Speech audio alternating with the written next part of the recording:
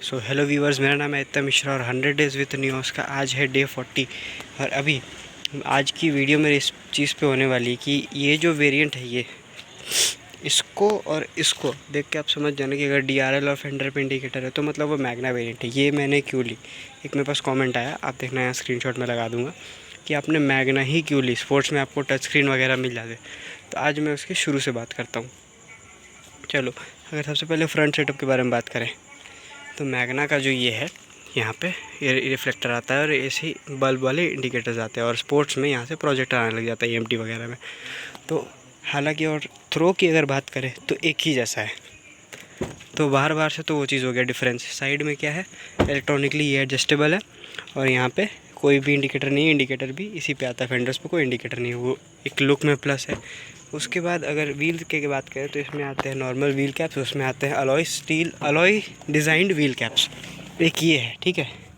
अब आगे कार के अंदर, अब करते हैं मुद्दे की बात, जो कि मेन रीज़न है। सबसे पहले अगर आपको मैं बता दूं, मैं फिर उतरता हूं कार से, कि ये कार जो है ये मेरी परचेज है जनवरी में। अगर मैं यहाँ से जाऊँ, ये देखो दिख रहा है 5/1/2024, तो ये रजिस्टर्ड जनवरी में है पर मैंने परचेज़ दिसंबर में ही कर ली थी इसको और 2024 में मैंने रजिस्टर करा दी थी, ताकि आगे चल के मुझे रीसेल और डेट्स वगैरह में फ़ायदा हो कि हाँ 24 की कार है। क्योंकि मैं अगर दिसंबर में ही इसको ले लेता या फिर रजिस्टर करवाया था तो कहने को आज की डेट में 1 साल पुरानी गाड़ी हो जाती ऑन पेपर्स, तो इसलिए मुझे वो नहीं करना था।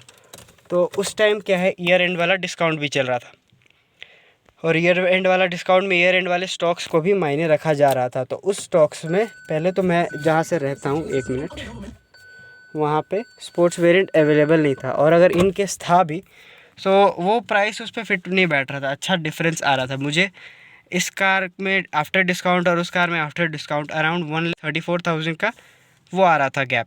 एक शोरूम नहीं, ऑन रोड का बात कर रहा हूँ मैं।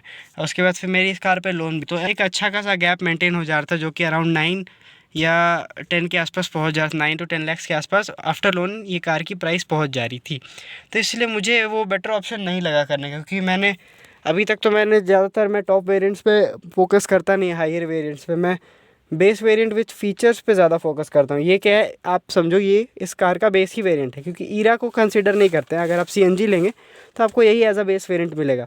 तो बेस वेरिएंट के हिसाब से इसमें नेसेसिटी के सारे फीचर्स हैं, ठीक है।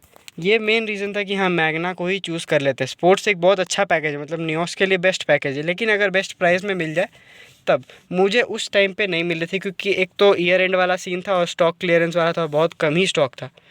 तो इसलिए मुझे ये लेना पड़ा, वरना मैं ट्राई करता स्पोर्ट्स का, अगर मुझे बेटर प्राइस में मिल जाती तो मैं शायद ले लेता उसको। ये तो पहला पॉइंट हो गया। ओके, अब वो तो मेरा मेन रीज़न हो गया ना लेने का, लेकिन उसके बाद जब होता है ना मिलने के बाद आदमी मन कैसे बहलाता है। लेकिन ऐसा मैं सोच के नहीं गया था कि मुझे स्पोर्ट्स ही लेना है या कुछ। मैंने नियोस मुझे पसंद थी और स्पेशली ये कलर जो है एक्वा टील, ये वाला, ये मुझे लेना था। तो वो मेरा पहला प्रेफरेंस था, वो मुझे पसंद था कि हाँ इस कलर में ही लेनी है, वाइट वगैरह में नहीं लेनी है। स्पोर्ट्स क्या है, ज़्यादातर वाइट में ही मिल रही थी मुझे, इस कलर में उतना इधर अवेलेबल ही नहीं था। एक ये वाइट में मिल रही थी और एक ग्रे कलर की मिल रही थी स्पोर्ट्स, मतलब Nios Magna sports petrol manual. और देखो जो नहीं चाहिए होता है ना इंसान को, वही ज़्यादा मिलता है। AMT बहुत इजीली मिल जा रहा था, उसका हालांकि प्राइस डिफरेंस है लेकिन वो कम वगैरह करके वो इजीली मिल जा रहा था, उस पर मुझे डिस्काउंट भी अच्छा मिल जा रहा था।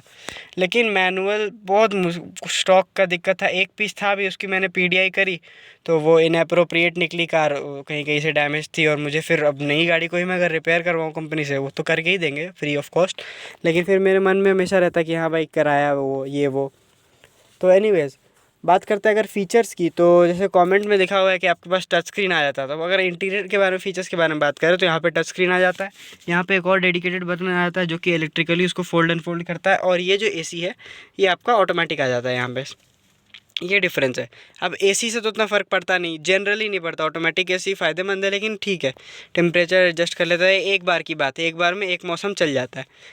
एनीवेज़, अब जब इसकी बात करते हैं तो ये ऐसी चीज़ है ना, मुझे मतलब उतना मैं प्रेफर करता नहीं, मुझे गाने वाने सुनने रहते हैं तो वो इसमें हो जाता है। और मैप्स या फिर और फीचर्स कारप्ले वगैरह मुझे यूज़ करना होता ही नहीं है जनरली। मैं 1-2 वीडियो पहले भी मैंने इस चीज़ के बारे में बात करी थी कि हाँ मैं ऐसी जगह जाता नहीं या फिर जाना होता नहीं जिसमें मैप्स वगैरह की ज़रूरत पड़े। तो वो कब बहुत रेयरली कभी कभी होता है, तो फ़ोन से ही काम चल जाता है। इन केस आगे मुझे ज़रूरत पड़े मैं करवाऊँगा इसको। इस कार को लेने का मेन मोटिव यही था कि मैं इसको अब चल के मॉडिफाई करवाऊँ। मॉडिफाई मीन्स अपने नीड्स के अकॉर्डिंग, जिससे जैसी मुझे चाहिए तो मैं इसको आगे करवाऊँगा। ये स्क्रीन एक सोचा है मैंने लगवाने, और भी 2-3 काम है। हेडलाइट्स को अपग्रेड करना बहुत ज़रूरी है। अच्छा, हेडलाइट्स स्पोर्ट्स वेरिएंट में भी आते वो है, क्या बोलते हैं उसको, मैं नाम ही भूल जाता हूँ यार। प्रोजेक्टर्स आते हैं, लेकिन थ्रो मिला जुला के उनका भी वैसा ही है, तो उसमें भी एलईडी लगवाने ही पड़ते हैं। अच्छा, अब अगर इंजन की भी बात करें तो वो भी मैं दिखा देता हूँ आपको। पहले नियोस में इंजन अप डाउन आते थे, CRDI या फिर वो टर्बो वर्बो, पर अभी क्या है, सेम इंजन के साथ आ रही है। 1 मिनट, ये देखो, ये वही इंजन है 1.2 का पा मैग्ना, जो वही 82-84 PS की पावर जनरेट करता है 140 न्यूटन मीटर्स के टॉर्क के साथ, और यही इंजन सारे वेरिएंट्स में आता है। तो क्या फ़ायदा है इसको अपग्रेड करके या फिर ज़्यादा पैसे लगा के। और वो डिफरेंस अगर आप लोन के साथ काउंट करो तो वो बहुत ज़्यादा हाई जा रहा था, तो इसलिए मैंने इस कार को प्रेफर करा। तो ये सब कारण था मेरा पर्सनली इस कार को लेने का और इसी वेरिएंट में लेने का। बाकी अगर आप ऐसे वेरिएंट्स को हटा दो और ये स्क्रीन को आपको अगर नेसेसिटी नहीं है, तो और किसी भी चीज़ की आपको इसमें कमी फील होगी ही नहीं, ठीक है। क्योंकि जो प्राइस गैप आ रहा था ना, उस प्राइस गैप के हिसाब से मुझे वर्थ नहीं लग रहा था कि एक्स्ट्रा का और हायर वेरिएंट्स में जाना चाहिए। इवन मैंने ईरा भी देखी थी, पर ईरा में क्या है, कुछ आता ही नहीं है, सीधा बात। ये डब्बा आगे DRL वीआरएल कुछ नहीं, फिर वो विंडोज ऐसे रोल डाउन करने वाले मैनुअली आते हैं, तो इसलिए मुझे वो पसंद नहीं आई। इसके बाद जब मैंने इसको देखा तो उसमें और इसमें जो डिफरेंस है, उस हिसाब से इसमें सब कुछ है। चारों डोर्स पे स्पीकर हैं, दोनों स्टीयरिंग पे दोनों साइड कंट्रोल्स हैं। आगे जो मीटर है ये फुली टॉप मॉडल वाला ही मिल रहा है, इसमें कोई चेंजेस नहीं है। ये इंफोटेनमेंट सिस्टम है, AC वगैरह सब है यहाँ पे आपको, ये तो खैर वो सब में ही मिलता है। उसके बाद इलेक्ट्रिकली एडजस्टेबल मिरर्स हैं, ये सब मोस्टली सभी में सारे ही फीचर्स इसमें मेरे को मिल जा रहे थे, इसलिए मैंने अपग्रेड करने सोचे नहीं। सीट्स भी जो है कि टॉप मॉडल्स में भी एडजस्टेबल नहीं ऐसे ही आते हैं, तो फिर क्या, इतना सेंसिबल लग नहीं रहा था। तो इसीलिए मेरा मेन कारण इस कार को लेने का यही था। मैग्ना वेरिएंट को, जिस भाई ने भी कमेंट किया था, ये डेडिकेटेड वीडियो उसी टॉपिक पे है कि मैग्ना ही वेरिएंट मैंने क्यों परचेज़ करा, क्योंकि इसके अलावा एज सच और कोई भी मुझे कंप्लेन लगती ही नहीं इस कार से। मैं दिखाऊं लुक्स वाइज या कुछ भी। अब जैसे रियर की बात करें तो रियर का सेटअप बिल्कुल सेम है, बिल्कुल सेम। अगर ऐसा होता कि टॉप मॉडल्स में ये जो लाइट है ये ग्लो करती तो थोड़ा सोचा भी जाता, थोड़ा अच्छा भी लगता। टॉप मॉडल्स में पार्किंग सेंसर्स भी 2 ही है, तो मेन ज़रूरत के फीचर्स जितने चाहिए थे और जितने आते हैं उतने ही हैं। वो मेरे हिसाब से वो टच स्क्रीन कोई वो चीज़ है नहीं, 10-12 हज़ार में लग जाएगी अगर अच्छी वाली बात करें विदाउट स्पीकर्स। तो उसके अलावा और तो कुछ इसमें अपग्रेड लगता नहीं कि हाँ टॉप मॉडल ना लेके ये गलती कर दी। इलेक्ट्रिकल फीचर्स की बात ऐसी है कि इलेक्ट्रिकल फीचर्स जितने ज़्यादा हों उतने ज़्यादा गाड़ियाँ की रिलायबिलिटी पे इशू होता है, इसीलिए मैंने उन पे ज़्यादा फोकस करा नहीं। जितनी कार्स है मैनुअल ही रखे हैं और मैनुअली ही जितना बेसिक फीचर्स है उतने के साथ ही रखा मैंने। तो लेंदी नहीं करते हैं इस वीडियो को, ऑलरेडी बहुत ज़्यादा हो गई है, और इतना ही रखते हैं आज वाली इस वीडियो के लिए। पूरा देखने के लिए शुक्रिया, और कोई डाउट्स है इस कार से रिलेटेड तो आप कॉमेंट कर सकते हैं। Thank you.